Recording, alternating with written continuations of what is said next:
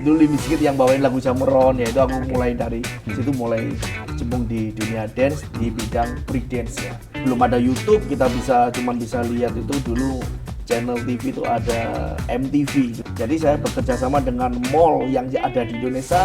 Jadi saya bikin setiap minggu itu ada event di mall A, besok di B, besok di C. Ya. Nah kalau sekarang, Bimbo yang sekarang itu sudah jadi atlet. Oh, wow. Sudah masuk SEA Games. Jadi sebenarnya aku dulu belajar DJ itu cuman 3 bulan, itu pun dipaksa suruh jadi DJ. Dulu kayak Blaster Jack muter lagunya Resa Berharap Tak Berpisah, kan gila. Ketua PDJ di tahun 2022 sampai 2024. Ya kalau saya boleh jujur, mending Jatim bikin komunitas organisasi sendiri. Nggak usah gabung PDJ kalau saya. Karena programnya lebih banyak Jatim daripada pusat.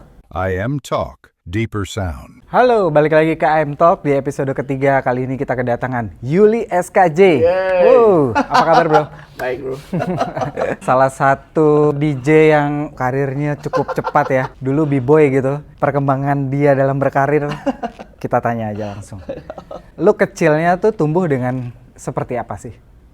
Sebenarnya gue sih dari keluarga biasa lah. Tapi sebenarnya sebelum aku terjun ke breakdance, sebenarnya saya dulu itu emang orang F&B. Oke. Ya, saya dulu kerja di salah satu hotel. Terus dari situ saya punya hobi band. Nah, dari hobi band ya sering kalah audisi.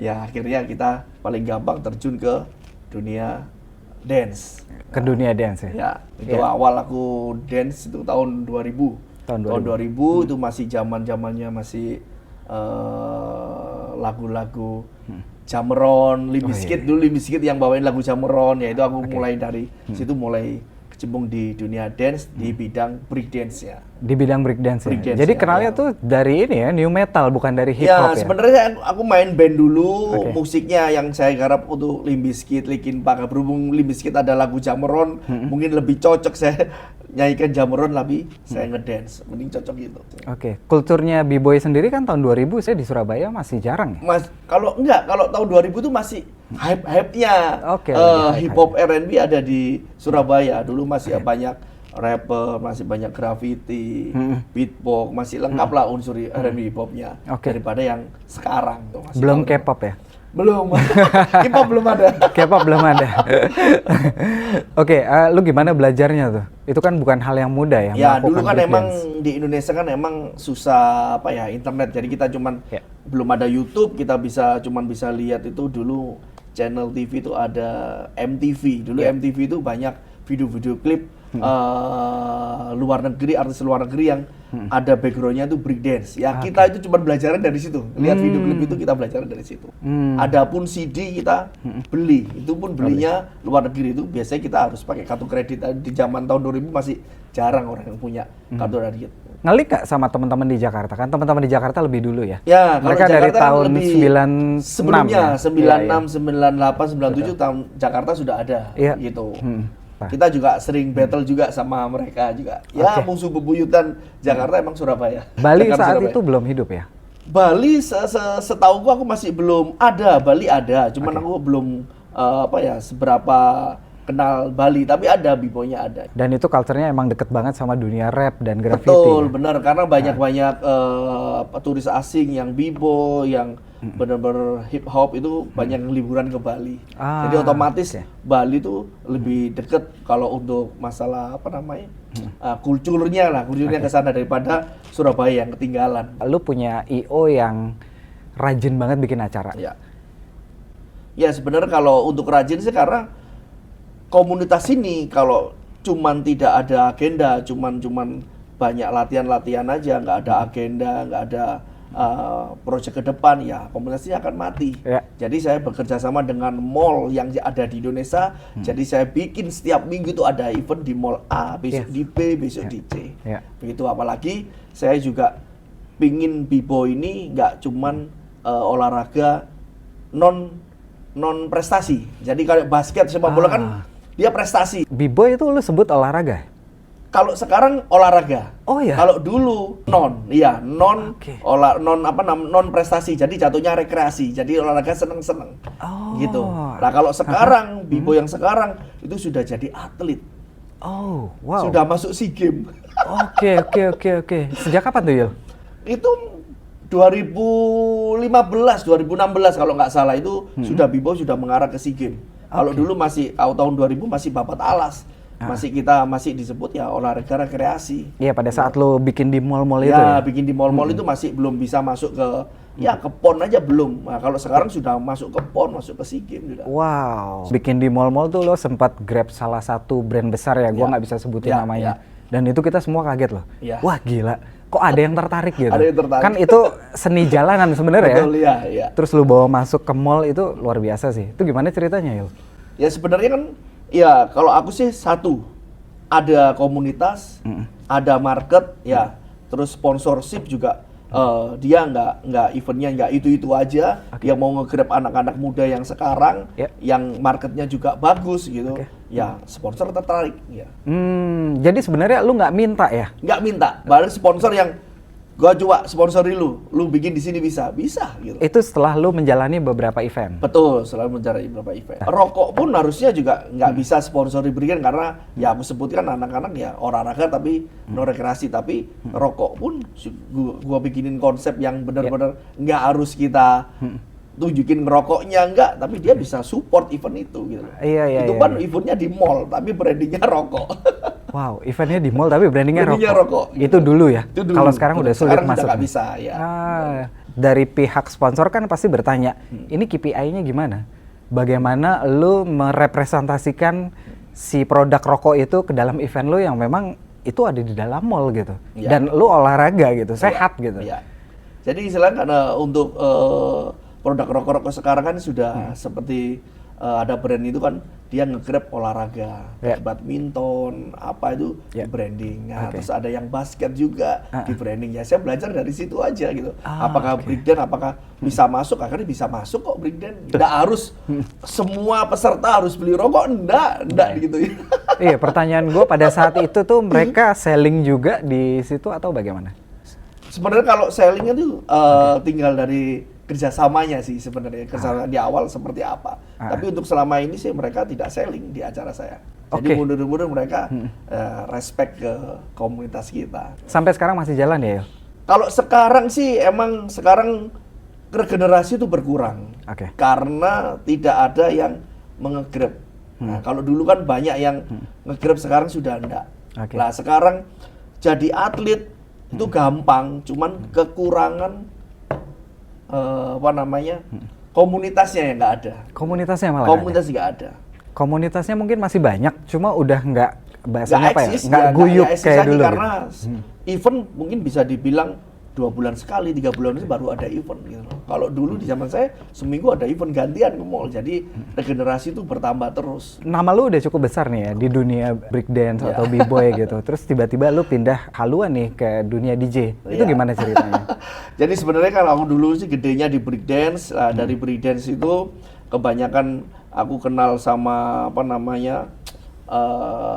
sponsor-sponsorship. Akhirnya dari situ saya coba beralih ke IO, event organizer. Jadi saya bikin IO sendiri, saya bikin event-event sendiri, terus sponsor juga banyak sponsor gede yang masuk, akhirnya jadi EO, jadi EO. Saya bingung mau kemana, gitu loh. Akhirnya jadi EO, coba setiap breaks di event itu coba aku kasih backsound tapi DJ. Biasanya kalau backsound kan ada di FOH pakai MP3, tapi enggak, ini backsoundnya DJ yang main. Ya DJ siapa? Ya saya sendiri yang main. Karena dari situ berjalannya waktu orang-orang taunya Yuli sekarang DJ. Baru ada klub Surabaya yang punya nama itu yang menghubungin aku suruh main di tempat outlet tersebut. Karir lu di dunia DJ tuh lumayan cukup cepet gitu. Gimana sih lu ngebangun personal branding gitu? Ya, strateginya tuh seperti apa? Karena menurut gua lumayan cepet dibanding yang lain.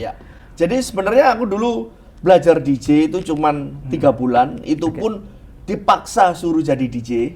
Karena temen kan gantung headphone, dia sudah 17 tahun menjadi DJ, dia mau gantung headphone, ilmunya dikasih ke saya. Tapi saya sendiri itu yang nggak yakin kalau seorang Yuli SKJ mau jadi DJ, saya nggak yakin gitu loh. Ya. Akhirnya dipaksa suruh diajarin jadi DJ 3 bulan, setelah jadi 3 bulan jadi DJ, ditinggal lah sama gurunya. Oke. Nah, setelah dari situ saya bingung karena DJ harus punya label. Ya. Dulu di Surabaya ada label A, B, C.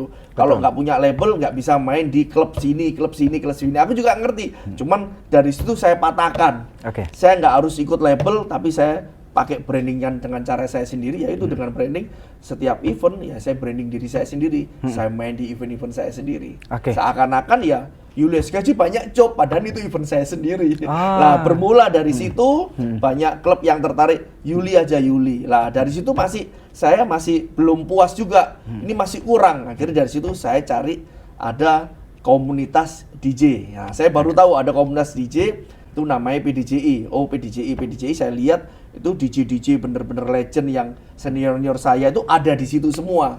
Gimana caranya saya bisa masuk ke situ? Lebih tepatnya kita sebutnya organisasi. Organisasi, bener organisasi DJ ya. Ya. Dari situ saya coba masuk. Saya kalau masuk cuman jadi member, buat apa? Begitu. Itu belum bisa mendongkrak saya. Akhirnya dari situ saya coba deketin yang pioner-pionernya situ bahwa saya Yuli SKJ, saya berawal dari breakdance, saya juga punya event organizer, saya ingin join. Nah, akhirnya dari komunitas PDJI itu cari seseorang yang bisa nge-grab event juga di organisasi situ. Akhirnya saya bisa masuk, langsung jadi pengurus di situ. Datang dari skena hip hop lah. Oke, ya. Lu masuk ke dunia DJ tuh lu langsung ke hip hop juga atau ke house atau gimana ya? Sebenarnya saya bilang ke guru saya, saya minta genre R&B pop karena saya orang R&B pop gitu. Cuman di tahun 2016 saya baru belajar di tahun 2016 saya dibilang tidak usah belajar R&B pop dulu ya. Itu gampang bilangnya nanti aja. Kamu saya ajarin deep house, tech house. Karena nanti 2017-18 genre itu akan meledak di Surabaya. Sementara ini masih bertahan di Bali. Visioner banget ya. Ya, itu guru saya yang bilang seperti itu. Nanti banyak di Surabaya banyak peer house yang bermunculan di tengah kota, di pinggir kota itu musiknya di post untuk menemani orang chill. Begitu. Akhirnya saya ya udah nurut aja sama gurunya. Jadi 1 tahun itu saya cuman ngerti genre cuman house, deep house, tech house itu aja. 1 tahun tuh udah mulai main atau sudah mulai main. Jadi ada klub salah satu di Arif Rahmat Hakim itu yang dia bikin launch, konsepnya nggak tahu, ya saya coba maju, saya bikinkan konsepnya. Kalau di sini kan area macet, saya bilang area macet ya, mending daripada orang-orang pulang ke kantor macet bisa mampir ke sini ngecil sambil nunggu macet. Nah musiknya ya saya bilang musiknya house, deep house mulai kayak gitu. Mungkin orang-orang yang habis fitness mau pulang macet bisa kesini dulu gitu. Akhirnya dari setahun itu musik polisinya di situ ya house, deep house, mentok malam nanti tech house. Bener bermunculan biros-biros Surabaya yang musiknya seperti itu. Oke, musiknya tuh hampir sama semua. Hampir sama semua karena ya orang-orang di situ kan orang ketemu temennya, pingin ngobrol, nggak suka musik yang bener-bener harus dancing gitu. Musik yang enak lah. Untuk musik house, deep house kan nggak harus yang non komersil, yang komersil pun masih banyak, masih enak gitu. Bukan buat dance culture. Buat culture ya. Betul. 1 tahun lah, dari 1 tahun itu 2016 2017 baru ada lowongan di klub yang besar, ada yang di Town Square. Saya dicoba tap in di situ, ya saya bilang musik saya seperti ini. Saya dulu suruh ngelamar, kamu bikin mixtape dulu, ngelamar. Saya bilang bikin mixtape ngapain? Wong lagu saya sudah ada di laptop ini, tinggal cek aja. Akhirnya dicek, oke lagu lengkap. Hari itu langsung nggak disuruh main di pos, disuruh main R&B pop. Oh gitu. Ya saya bingung, saya R&B pop nggak diajarin guru saya, cuman saya belajar sendiri. Oh R&B kalau misinya seperti ini. Akhirnya saya coba main R&B pop dengan lagu yang ada yang sudah lengkap di laptop itu ya akhirnya diterima di kerja situ. Baru di kerja situ 1 tahun, baru ada brand dari Jakarta bikin bikin outlet di Surabaya, outletnya juga brandnya ternama, cari DJ yang bisa main R&B pop ya saya yang dipilih. Gitu. Saya akhirnya tap in ke grupnya apa namanya outlet baru yang dari Jakarta itu. Oke, salah satu outlet besar di Indonesia. Ya, Ya. dia juga bikin event festival. Ah, ya, I know.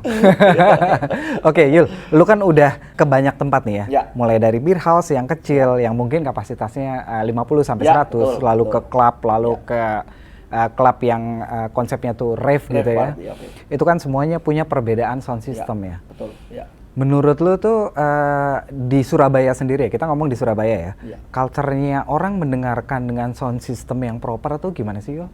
Musiknya enak, tapi sound systemnya ini nggak oke nih, dia akan pindah gitu. Iya. Nah, gue mau nanya kalau di Surabaya tuh culture-nya masih gimana? Ya, sebenarnya kalau aku sih bukan salah outletnya, bukan salah ownernya. Oke. Mungkin orang-orang yang di sebelah owner atau mungkin owner itu punya MD, Ya. itu yang tidak bisa ngasih apa ya? Ya sharing lah ke owner bahwa kalau lu mau bikin outlet yang bagus, kalian bagus. Jangan lu outletmu yang bagus dengan visual yang bagus, DJ-mu bagus, tapi untuk propertimu, equipmentmu itu seperti sound dan lain itu yang tidak bagus. Buat apa lu? Lagu, contoh lagu David Guetta yang diputar semua klub, ya lagunya itu aja, Betul. sama semua. Betul. Tapi ketika keluar di sound system yang merek ABC itu keluarnya beda.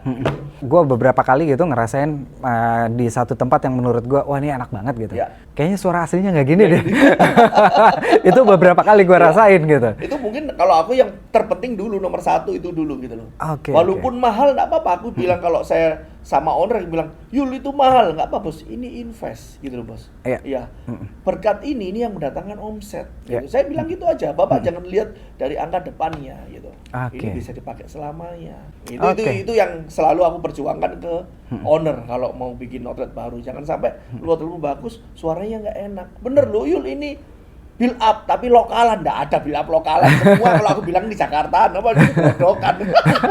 Kelodokan. Jadi lu punya standar sendiri ya ketika Ya, lu standar. dapet job gitu Ya. untuk ngebangun tempat, lu punya standar sendiri. Oke, gue mau sound systemnya ini Ya. gitu.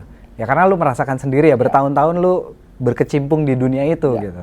Dan gue mencatat juga bahwa lu itu pernah masuk di salah satu salah satu klub yang paling besar lah. Ya, Yang beberapa tahun belakangan ini hype banget ya. ya. Dengan visual yang gila, lightingnya, soundnya gitu. Itu gimana ceritanya lu bisa masuk ke situ, Yul? Ya, sebenarnya aku dari brand yang dari Jakarta itu, aku udah main di Jakarta itu, baru ada brand yang ternama sampai sekarang. Outletnya di mana-mana, outletnya ada 60 lebih kalau outletnya itu. Itu yang nge-grab saya. Saya kepingin musiknya seperti Yuli yang main di outlet ini. Oke. Yuli ajak kerjasama gitu. Akhirnya saya diajak kerjasama, saya bikin outlet. Pertama outlet, dia bikin outlet nightclub pertama. Yeah. Itu saya di situ. Musiknya seperti apa itu kita sudah grab bareng dari situ. Ya berawal dari situ. Lah dari situ sudah meledak. Setiap hari everyday satu day itu rame terus. Nah dari situ akhirnya dari situ mungkin dari saya sendiri belum cukup karena apa? Ini tempatnya bagus gitu, rame setiap hari. Tapi kalau saya merasa kok hati saya itu nggak serk di situ gitu, nggak serk di situ. Kenapa? Nggak tahu ya. Udah, saya harus cabut. Saya mau cabut. Saya mau jadi DJ aja. Oke. Nah, kalau di situ kan saya jadi kreatif event. Saya ngurusin eventnya, ngurusin DJ-nya, ngurusin musiknya, ngurusin manajer. Dari situ saya jadi DJ aja. Akhirnya saya mundur, saya jadi DJ aja. Ternyata dicari lagi sama outlet yang paling hype di Surabaya ya waktu itu. Nah, dicari bahwa Yuli aja. Semua orang-orang menyalon Yuli aja. Saya nggak kenal yang nyaloninnya, nggak tahu, udah bilang Yuli. Akhirnya ownernya sendiri hubungin saya, nyari lu, katanya orang-orang suruh nyariin lu semua ya. Sudah saya kasih konsepnya seperti ini, modal seperti ini, akhirnya jadi sampai sekarang. Dengan konsep musik yang sama atau bagaimana? Konsepnya sebenarnya kalau aku bilang ya, konsepnya itu sebenarnya sama konsep seperti zaman dulu. Orang zaman dulu kalau DJ musiknya semakin naik aja, ya udah konsep itu yang kita bikin, makin naik. Nggak mungkin kita sudah waktunya piteng lagunya turun. Orang-orang pasti ya kecewa. Namanya orang rave party kan orang pingin ya meluapkan emosinya, pingin dancing, pingin apa ya gitu. Ya udah musiknya naik aja.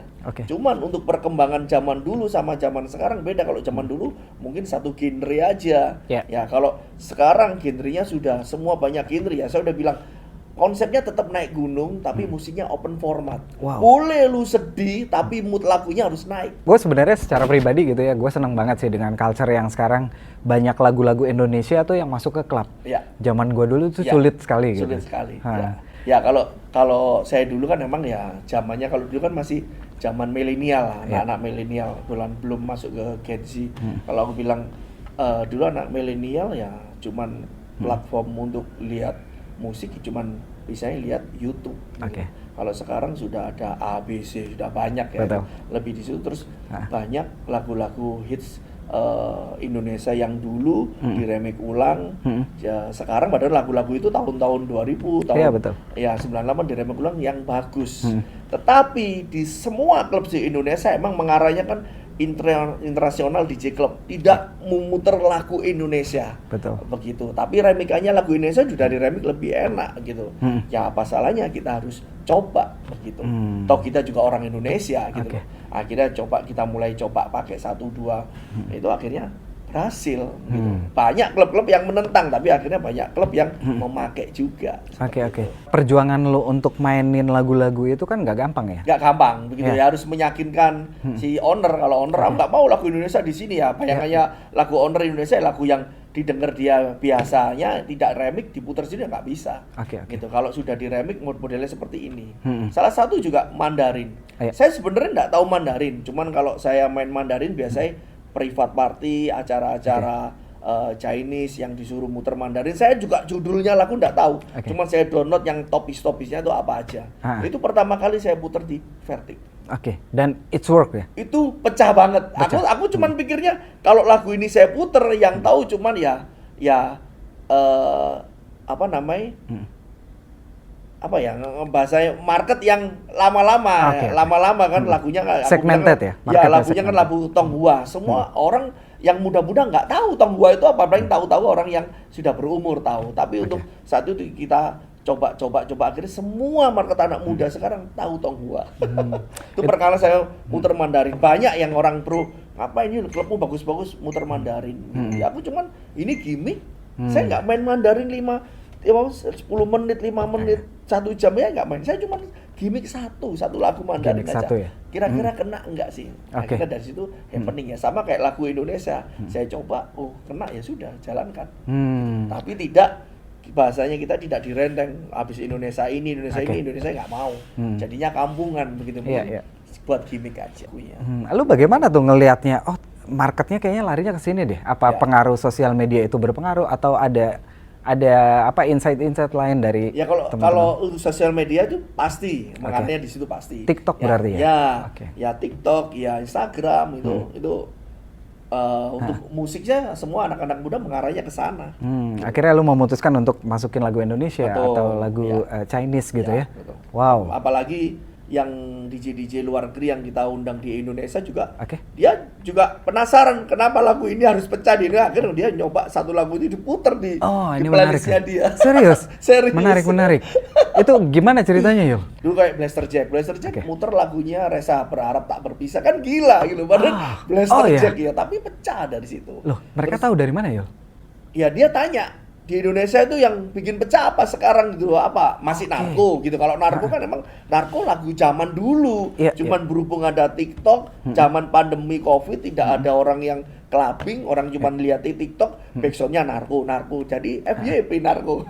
Nah, dari situ banyak DJ. Kira-kira lagu apa? Oh, lagu sekarang yang lagi Berharap Tak Berpisah, punyanya Resa. Dia minta, dia download. Gitu. Dia minta? Ya, langsung dia putarkan di situ. Sekarang banyak DJ Asia juga sekelas Wukong, juga sekelas Inquisitive, dia bawain lagunya Samson, Kenangan Terindah, Wow. Pergilah Kasih, dia bawain semua tapi dengan genrenya dia. Iya. Jadi yang dibikin hardstyle, ada yang hard techno gitu. Sekarang kita udah nggak bisa ngomongin genre ya. Iya. Sekarang tuh udah, lu main satu set tuh cross genre ya. Ya, betul. Udah mulai Sekarang dari bilangnya techno, house, dan bilangnya segala orang macam. open format lah. Open format. Ya, kalau zaman dulu kita sih mambu jambu. Dulu Iya, mambu mambu jambu ya jambu. campur-campur gitu Betul, aja. betul, Cuman betul. sekarang anak-anak muda mambu jambu itu apa bingung sudah bilangnya open format. Ya. Open format. Iya. Dan itu terjadi hampir di semua venue ya. Semua klub, kalau saya sekarang semua klub, ya ada sih orang yang klubnya idealis ada, cuman 1-2.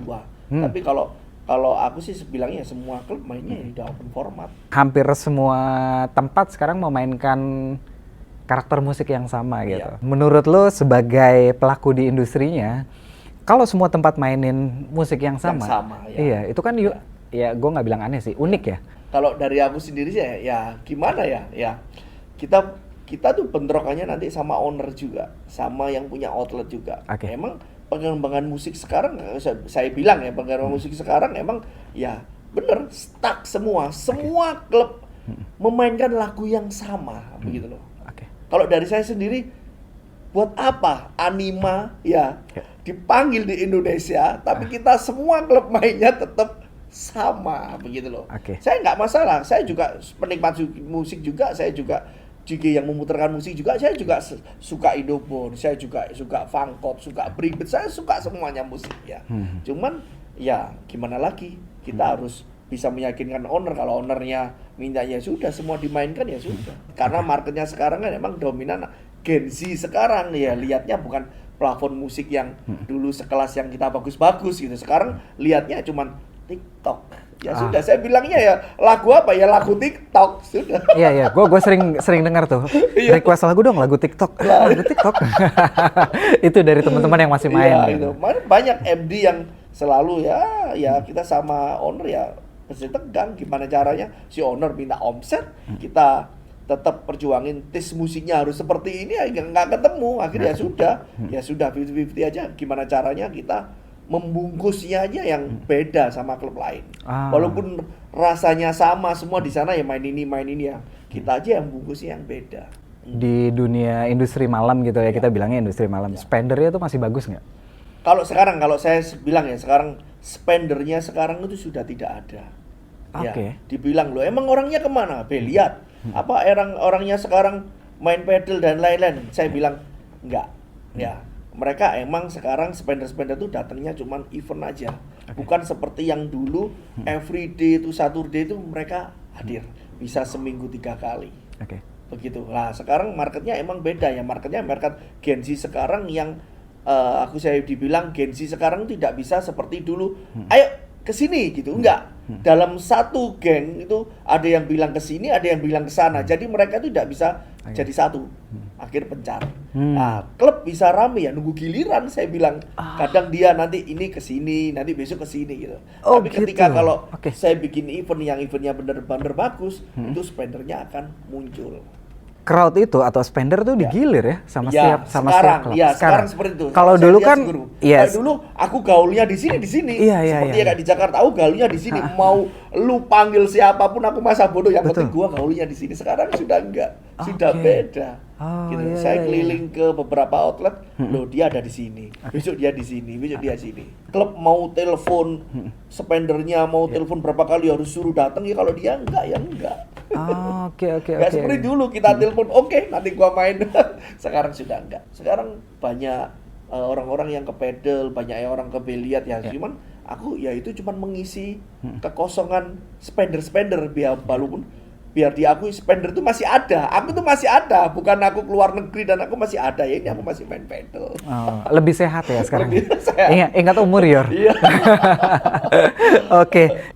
Gue masuk di organisasi yang sangat besar ini, tapi kok kegiatannya nggak ada ya, Yul? Sorry ya, Yul.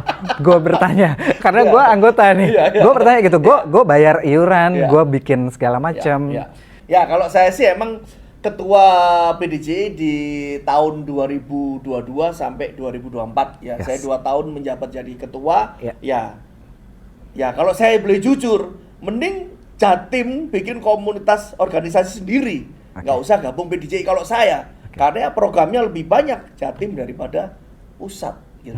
Saya sebagai jadi ketua, saya bikin program bolak-balik. Loh, pusat mana programnya gitu, nggak ada programnya. Kalau mau bikin workshop ya jangan nanggung, masa setahun cuma bikin workshop sekali di kota itu. Kalau mau bikin workshop kota besar, Surabaya, Malang, ya mungkin tolong aku membernya banyak member. Cuman ada workshop itu udah ada sesuatu kegiatan gitu. Nah sekarang sudah enggak. Kalau saya dulu di Jatim saya udah koordinasi dengan pusat, saya bolak-balik koordinasi. Saya jadi ketua, bukannya cuman jadi punya jabatan aja, enggak. saya jadi ketua, saya tetap koordinasi dengan pusat ya, walaupun saya nggak dapat SK dari pusat ya, itu saya tetap koordinasi dengan pusat. Saya bilang gimana kalau PDJI ini saya bawa ke Dinas Pariwisata atau Kenmokraf lah, bilangnya kalau yang dari pusat sebentar Yul, jangan jalan dulu, biar kita aja lewat pusatnya yang kita jalan. Oke. Kalau emang pusat jalan, tapi sampai sekarang kita nggak tahu apakah yang sudah jalankan. Harusnya kalau saya sendiri, saya dulu juga event organizer, saya juga berjalan di pemerintahan, itu namanya kayak Dinas Pariwisata, terus Dispora. Sekarang ya kalau kita emang pusat yang mau jalan, ya udah pusat aja jalan, tapi ya harus di deadline kapan selesainya gitu loh. Sudah 1 tahun 2 tahun kita pendaftaran member baru ini programnya belum jalan-jalan sampai sekarang. Makanya untuk tahun ini saya mundur, buat apa gitu loh, daripada yang pusat aja tidak ada pergerakan, ya buat apa yang Jatim, mending Jatim bikin sendiri aja organisasi.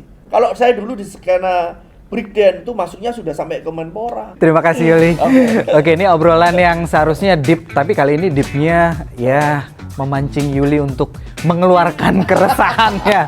Jadi gua nggak mau nanya yang sedih-sedih nih. Seru sih. Terima kasih banget ya. Sukses selalu. Oke.